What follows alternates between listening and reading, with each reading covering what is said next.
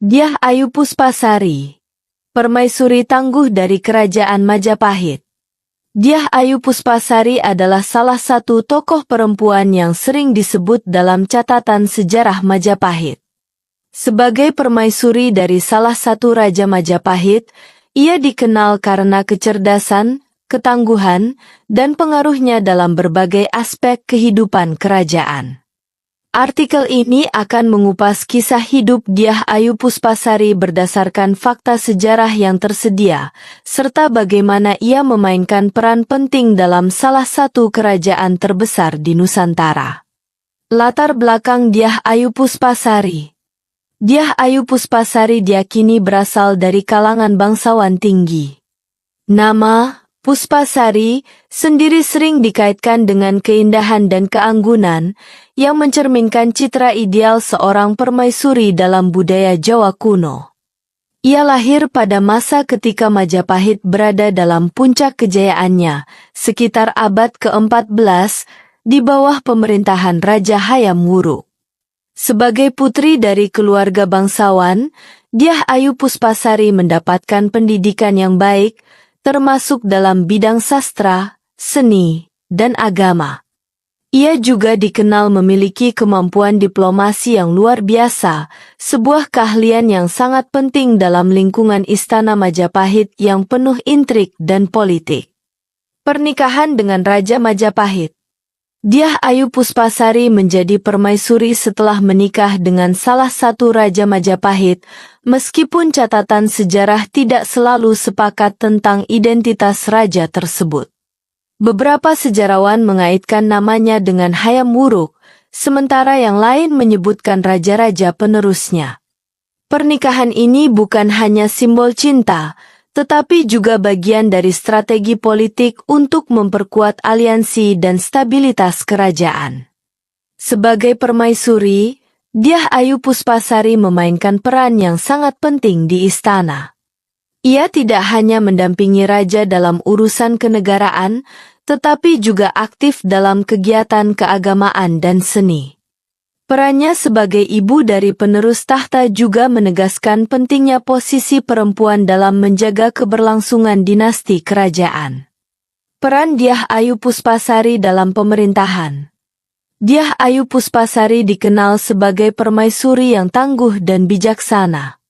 Dalam beberapa catatan sejarah, ia disebut-sebut memberikan pengaruh besar terhadap kebijakan-kebijakan kerajaan, terutama yang berkaitan dengan hubungan diplomatik dan pengelolaan internal istana.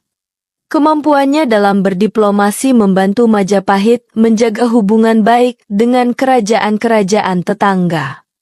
Ia juga dikenal memiliki perhatian besar terhadap kesejahteraan rakyat. Beberapa prasasti dan catatan sejarah mengindikasikan bahwa Dyah Ayu Puspasari terlibat dalam berbagai proyek pembangunan, termasuk pendirian candi dan irigasi. Proyek-proyek ini tidak hanya memperkuat posisi Majapahit sebagai pusat kebudayaan, tetapi juga meningkatkan kesejahteraan masyarakatnya. Dyah Ayu Puspasari dan peran keagamaan. Sebagai permaisuri, Dyah Ayu Puspasari sangat mendukung perkembangan agama dan budaya di Majapahit. Pada masa itu, Majapahit menjadi pusat perpaduan antara Hindu, Buddha, dan kepercayaan lokal. Dyah Ayu Puspasari seringkali terlibat dalam upacara-upacara keagamaan dan dianggap sebagai sosok yang membawa berkah bagi kerajaan. Perannya dalam mendukung seni dan budaya juga sangat menonjol. Beberapa sumber menyebutkan bahwa ia menjadi pelindung para seniman dan sastrawan yang menghasilkan karya-karya besar seperti Kakawin Negara Kertagama.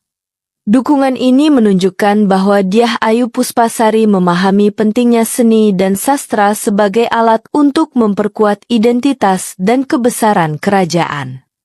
Pengaruh Dyah Ayu Puspasari terhadap generasi selanjutnya.